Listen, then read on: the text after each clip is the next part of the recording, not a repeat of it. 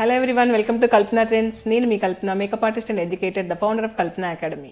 మన ఛానల్లో పోస్ట్ చేసే beauty makeup hairstyle haircuts videos అయితే రెగ్యులర్గా వాచ్ చేస్తూ ఉండండి. మీలో ఫస్ట్ టైం ఎవరైనా మన ఛానల్ ఈ రోజు కొత్తగా చూస్తున్నట్లయితే వెంటనే సబ్స్క్రైబ్ చేసుకోండి. పక్కనే ఉన్న బెల్ ఐకాన్ కూడా ప్రెస్ చేయండి. మన నోటిఫికేషన్స్ అనేది మీకు వెంటనే వస్తాయి. పోస్ట్ చేసే ప్రతి వీడియోని కూడా చివరి వరకు చూస్తూ ఉండండి. నచ్చితే మాత్రం యూస్ఫుల్గా ఉంది అనిపిస్తే మాత్రం ఒక్క లైక్ చేయడం అసలు మర్చిపోకండి. ఎందుకంటే మీరు చేసే ఈ ఒక్క లైక్తో నాకు ఎంతో సపోర్టివ్గా ఉంటుంది. ఇంకా మన వీడియోస్ అనేవి ముందుకు దూసుకెళ్తాయి. ఇంకా ఆఫ్లైన్లో beauty makeup hair styles semi permanent makeup course వీటిలో ఏ కోర్సులోనే మీరు జాయిన్ అవ్వాలి అనుకుంటే www.kalpanaacademy.com వెబ్సైట్ని విజిట్ చేయొచ్చు. లేదంటే ఇక్కడ స్క్రీన్ మీద ఇచ్చిన నెంబర్కి మీరు పర్సనల్గా వాట్సాప్ చేసినా కూడా నేను డీటెయిల్స్ అన్నీ కూడా మీకు ఎక్స్ప్లెయిన్ చేస్తాము. మీరు ఎవరైనా ఇంట్రెస్ట్ ఉంటే వెంటనే కన్సల్ట్ అవ్వండి. Now let's get in to the video.